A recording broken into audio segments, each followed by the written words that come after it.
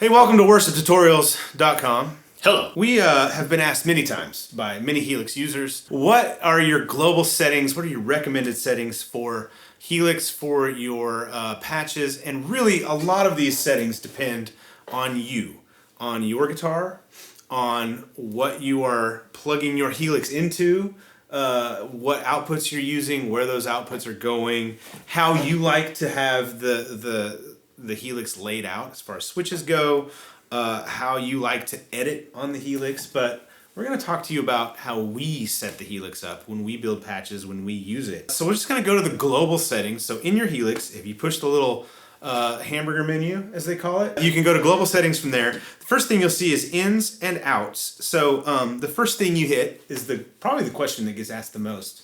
What is the guitar pad set at on your Helix? We have it turned off.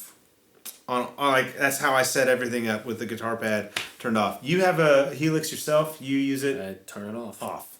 Now I have turned it on before for fun, just to see what happens. Yes. Now what the pad does, so a pad is something that you would see on an input channel, like a microphone preamp or something like that. A pad just lowers the level of what comes into it. It just knocks it down by, depends on the pad. Could be 20 dB, could be 12 dB. It just depends. I'm not exactly sure what how much it lowers the signal, but basically it takes the signal from your guitar and just makes it quieter before it hits the patch. And sometimes you don't want to do that because it's what helps drive like the amp sounds, but you may find that you're getting like this unwanted distortion or like clipping or whatever because of your pickups, and like no matter what you do to the amp, you can't seem to get rid of it. Can't get it clean. Or like it kind of seems like it's smashing into things. Like just if you feel like the sounds you're getting aren't as good as you would like, and you're thinking there's too much, you have no idea. Yeah, start there. It's real easy. Play. Yeah. Turn it on.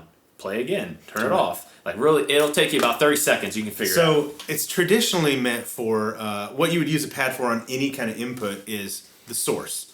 So if you're singing quietly into a microphone, you probably don't want the pad on because you wouldn't get any signal. Yeah. If you're miking a snare drum, you might want the pad on because that's a lot of level coming out. That's a good point. So with electric guitars, it depends on the pickups. And if you have high output pickups or active pickups, you would probably want the pad on. Something like an Ibanez, maybe like if they're meant for more metal or rock. Modern rock, yeah. That's not a blanket statement, but it's just a good, like, if you're trying to figure out, does my guitar possibly need a pad? Well, if it's a Tele, probably not. Depends. Depends. Yeah. So most of the guitars we use are so helpful. What are our global settings? Well, it depends on you. Thank you for watching. So most of the guitars we use are single coils, or like in this case, low output humbuckers, or even medium output humbuckers. We find that the pad being off is just fine.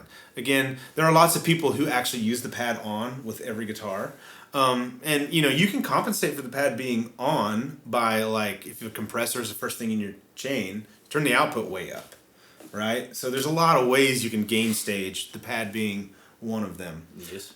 So we have it off. The mic input, phantom power is off typically, but like if you're using our, moving on the global settings, if you're using the singer-songwriter patch and you're using a mic into the microphone input, this doesn't apply to the LT because it doesn't have a mic input. Ah, that's right. But if you're using a condenser mic and you're recording, you got to turn that on. And then there's a mic gain setting. All of this is relevant for the singer-songwriter patch. So if you're using a microphone into your Helix, the gain is just the level that that mic is. It's just like turning the gain on a preamp up. So the next thing for the output levels, the line outputs we have set to line. The XLR outputs we have set to mic. And so switching between line and mic is going to switch how much level gets sent out of those outputs. So if you are running your Helix the way we do, which is XLR outs into a board with XLR input preamps, you're going to want to send mic level output. A little quieter. Yeah, line level output's going to slam those preamps, and it's meant for line level inputs. So it really depends on what you're sending your Helix to and the way you're using it. I remember once I did do a firmware, I think it was 2.9. I did the 2.9 firmware update, and it changed the XLR out to line level. And I'm playing, and it's just like slamming my interface. Like, what in the world is going on? Why are my patches so loud? And then I went and realized that, oh, it switched the output from mic to line. So I switched it back. So that's something to think about. If you're, if your sound guy is telling you, hey, you've got to turn down, and you're like, I can't turn my thing down anymore, you might be set to line level output, and it might be causing some problems. So speaking of outputs, a lot of questions we get are about the big volume knob on the Helix. Where do you put it? And when I first started using it, I put it at noon, 12 o'clock. And my thought was like, I'm going to do sound check, and then I'm going to turn it up a little bit so they can actually hear me in the room. That's not very, don't do that for your sound person. Don't be that guy. They're just going to turn you down, and they'll probably turn you down more, all right? So we set all of our patches up for the volume knob to be all the way at 100%. There's a couple reasons why you do this. You can actually unassign the big volume knob. You can unassign it from the outputs if you want. So one of the reasons we have it set to turn it all the way up is unity gain. Now, does unity gain mean that it sounds different than half gain? It means that all the gain is volume? 1. I guess. Well, that's what unity means, doesn't it? So that's why we do it. And the other thing is, it's really easy to remember where you have it set every time if it's all the way up. Yeah, just turn it all the way or clockwise, and you're good. If you go to the same church every week or every other week, and you want to be the same every time, like, is it 51%? Is it 49%? It's 100%. 52.37%. That's it. Okay. So that's the volume knob. The next thing you see in your global settings are the instrument sends and returns, the sends and returns, and you can set them to instrument level or line level. If you're hooking up like pedals in your sends and in your effects loops, you want those at instrument level. Yep. That would be just like running a pedal board. Okay, finally, on the last page of ins and outs, there's your bit rate, or sample rate rather, and I think by default it's a 48K. So if you're using the Helix as an audio interface, that is an important parameter. So I think leaving it at 48K is pretty smart, but you'll have to line it up with your recording software, and a lot of times the software will auto detect that. Yeah. But if not, if it sounds really weird, it could be because you have a mismatch of sample rates. Yeah, it'll sound kind of like a bit crusher. Yeah. It sounds really thin and like. It almost sounds like you don't have a cab turned on. Yeah, it sounds really weird. Sometimes though, some interfaces or some DAWs will default to 44.1 because it's a lower quality, and they assume that you probably want to be streamlined, and so you can either change it on your DAW, change it on the Helix. So in the preferences section, the first two parameters you hit here, snapshot edits and tap tempo pitch, are important ones. Yes. And talk about snapshot edits for a bit. So snapshot edits, you can have it set to discard or recall. Yeah. So if you're using snapshots, maybe live in the moment, you're using snapshots, and you want to add a little bit more of something. Maybe you're like, you know what, for this exact moment it needs more overdrive, or this exact moment it needs more delay.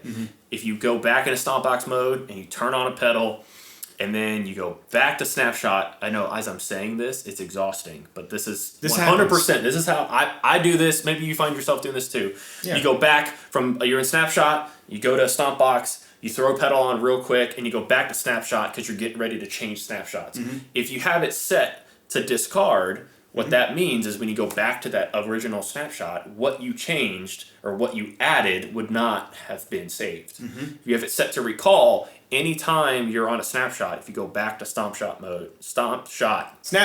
if you're in snapshot mode and you go to Stomp box mode and you turn something on or off, if it's in discard, and you switch a snapshot and then go back, it's not going to save that, right? So sometimes you may want that. For me, I like having it in the way we have it is set for discard. That way, if you make an edit, you're not going to lose what we did. Now, we don't assume that we are the authority in making the best sounds. Yeah. But we do assume that because you are purchasing or trying out one of our patches, you probably like what we do. So we suggest discard so you don't run the risk of accidentally maybe when you're like, why does it sound weird? Yeah, or if you're building a patch and you save a snapshot, and you want to make sure every time you go to that snapshot, you get back what you saved. The next thing is tap tempo pitch. So we have it set to transparent. That's what we typically recommend to people. If you have a real analog delay pedal and you change the time, whether you change the time knob or you tap in a new tempo, and it changes the time of the delay, you get these weird chirpy artifacts like like this. Sometimes people use that as a... You heard it. You can rewind the video if you'd like. Sometimes you can't, but they can. Yeah, set it to transparent if you don't want to hear weird artifacts when you tap your tempo. Yes. Set it to authentic if you want to use those artifacts as a creative effect. So if you're tapping on your tap tempo and you're hearing weird warping sounds, that's why. Set it to transparent. The next tab is the Midi tempo tab. Now, if you do a lot with Midi, you probably know exactly how you want to set this up. This is not what this video is about. But the tempo select, we have set to per preset, and that's important. Because a lot of our preset, and the way I use the Helix personally, is song-based patches. Right. And I want, like when I pull up What a Beautiful Name song patch, I want it to be at the tempo for that song. So you can set that to per preset. You can set it to be global. That means your tap tempo is always the same regardless of patch. Which you might really like if you switch patches just to have like a patch based on this amp or that amp. Yeah. And you want your tempo to remain whatever you tap it at. So you can set your tempo to be per snapshot, per preset, or global. Moving on to the Footswitches menu, which is probably the first menu item that you might want to go to if you're just getting a Helix. The first thing you see is Stomp Select, so you probably knew this, that the buttons are actually capacitive touch switch. Very cool. You can touch one, and it will bring up the effect that it's assigned like just to. lightly lay your finger on it. Yes, or your toe if you're gross and you're playing your Helix barefoot. That's nice. So you can set that to be touched. You can also turn that off. So some people don't want that. Or if you're playing in an environment where it might get wet a little bit, I have heard of situations where people don't want that on. So you can have it so you can touch it, it's off. You have to press it, you have to press and hold. You can set it up however you want. So that's how you edit. You can, if you're in Stomp Box mode, if you just lay your finger on it, you touch it, right? You don't press it in. Yeah. If you have that on, that's how it'll select that effect for you. You can use the joystick if you want, but what's really cool is if you just hover your finger on it, it'll select that so you can edit that thing quicker. Awesome. It's a lot quicker. First time I used it, I was just like... The next thing you can do is the preset mode switch. So what do you want the mode switch, it's on the top right, to do? I have it set to go to 8 snapshots, and then I have my Helix set to show me 10 stomps.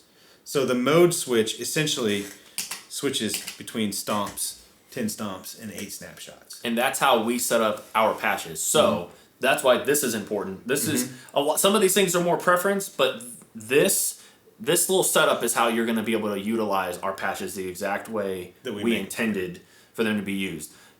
You may be confused if you don't do this. We'd recommend at least setting them up this way so you can see how we did it, and then you can change it to fit how you prefer it to be used. But that way you can kind of see how everything's laid out and you get an idea of what we intended for you to have sound-wise, if it's a song preset, it's very important. General all-purpose bass patches, not quite as important because they're more like general sounds. They're not going to be specific. But you should probably do this just to get an idea of what we're throwing out there so you really know what you're getting with your patches. If you have a Helix floor, you can set the stomp mode to be 10 or 8 switches. So what that means is the left 2 switches when you're in stomp mode will either be bank up or bank down, or preset up or preset down, depending on how you set them in a second. But you can set to see all 10, which I prefer. LT doesn't give you that option yet. Maybe they will in the future, but you don't get that option yet. Who knows? I like to set it as 10. The next thing you see is the up and down switches. So like I said, when I'm in snapshot mode on this Helix, and same for Brad, you have the 8 snapshots, and then the left 2 buttons can either go preset up or preset down, bank up or bank down, or snapshot up or snapshot down. It depends on how you want to set it up. So you could have... I like preset up and down. So you could have it set so you have your 8 snapshots, and instead of hitting the number that you want next, you just hit up to continually go up. If you want to. If you want to. If you want to. Now, the reason I use preset up and down is because, like I said, I use song-based presets.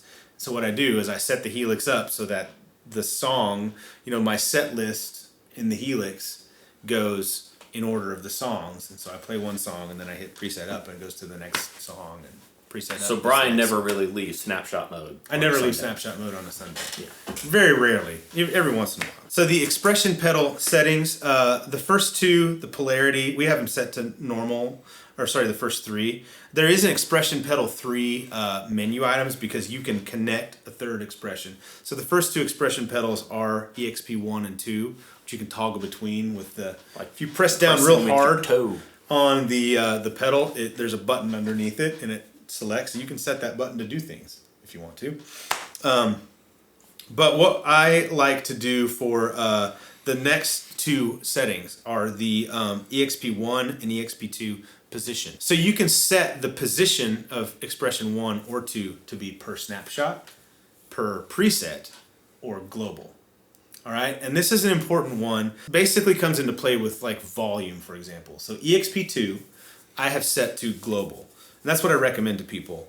EXP1, I have set to per preset. And the reason is EXP2 is always what we set to volume. That's like the default. When you put a volume block in the Helix, it defaults to the volume position to EXP2. And so if you save a patch with the volume off, right? And then go to another patch and turn your volume up and then come back to the patch that you saved with the volume off, you will have no output. And we've received many support requests saying your patches have no output, they're broken. It could be disorienting. Like if you're just not thinking about it, you just don't know that's a thing. You switch to a patch and you're like, why do I not have volume? And your volume pedal's up. Your volume pedal is up, and I'll admit, like I think that for a while I didn't even know that was the case. I was like, Brian, I can't hear anything, and you had to remind me many times. Just touch it. You barely have to touch it. Yeah. Once you move the volume pedal, the expression pedal, it will take the setting that you're moving it at. But if you don't want that to be the case, if you want, like when your volume pedal's off, it's off regardless of preset or on. Set it to global. That way, wherever it is, that's where it will be. It's more about the position, but it's just like in a patch. Like if you want your patch to open up with a delay and a reverb always on, you save that patch with that delay and reverb on. Same with the volume pedal. It could be maybe you feel like a little bit of a safety feature that like that way you don't accidentally blow something up. Hey, if you we have a swells patch, and it is set with the volume turned off. Right.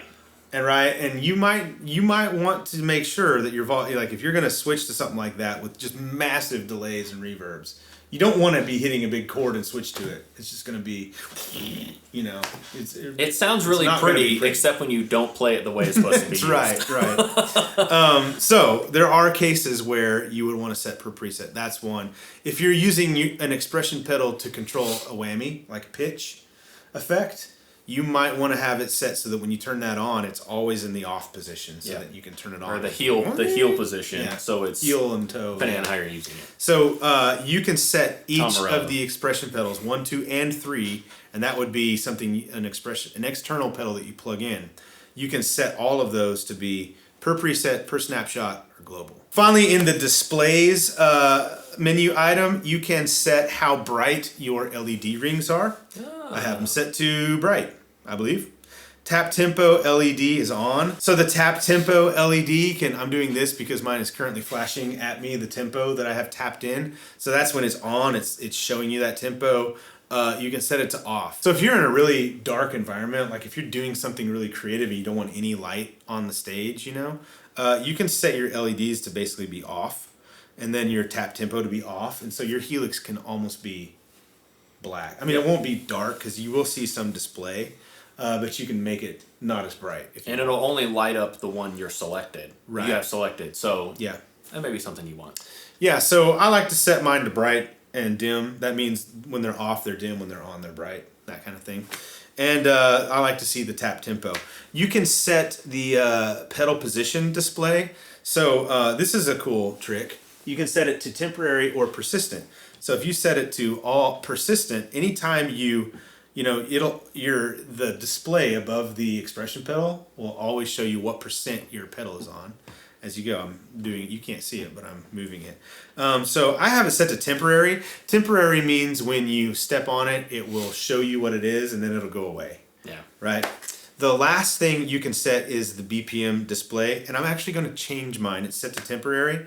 I want mine to show me the BPM at all times. I forgot it. We could do that. One other thing that we get asked about quite a bit is the global EQ. And that is found, it's not in the global settings, but if you press that hamburger menu again, you can see it next to the global settings. Tab over. Yeah. We don't use the global EQ. Now, the global EQ is meant for if you have a patch that you've made and you love the way it sounds, like if you use it to record, if you use it at your church and it's perfect, and then you go to, or use it at a venue that you go to a lot, and you go to another venue and it doesn't sound right, and you don't want to change that patch. Or it's a quicker way to adjust. Yeah, and you're like, there's just way too much mud in this. I'm going to remove something between 200 and 500 hertz. That's where you can remove some mud. You can do that with the global EQ, and it doesn't affect your patch. It comes after everything. So really what the global EQ is meant for is to adjust your patch for a specific environment that you play in. And we leave it off. We don't do anything with it on for that reason. But you can use it as just an output EQ. I always forget it's there. I do too. And you will see a little, when you turn it on, you will see like a little symbol. It almost looks like a mail, like a letter. It's like it looks like an EQ graph, but it's tiny in the top right corner of the display on your Helix. So that's if you know it's on or not. You'll see that. Yeah, you may also be wondering, why does my Helix sound odd? Because I've turned all the low end up, and there's no low end. You could have a huge. You could have accidentally turned on the EQ and not known it, or maybe somebody else did. So if you're having trouble getting your Helix to sound like it normally does, look for the random rectangle with a squiggly line in it. Yes, that means your global EQ's on. Turn it off and see what happens. Well, hey, thank you so much for making it this far in a video that's potentially this boring. Hopefully you've learned a little something about, we've gone really in depth about global settings on the Helix. But hey, these settings can really drastically affect the way your Helix functions, way it sounds. So the way it feels, the way you utilize it. It can do a lot. Maybe you bought one used. Yeah, and it was all messed up. Or not messed up. You're just not sure. It doesn't make sense to you because all these are how you can make this Helix be very customizable to the way your layout, like you prefer a layout the way your brain works, the way you prefer to do things. So yes, it's the video you needed, but probably not the video you thought you deserved. Or something. It's always darkest before the dawn. With that, some people just like to watch the world burn, Mr. Wayne. With that, we're signing off. Brian, Bradford, Worship Tutorials, HelixStuffs.com. Subscribe if you haven't. See you in the next one. Bye-bye.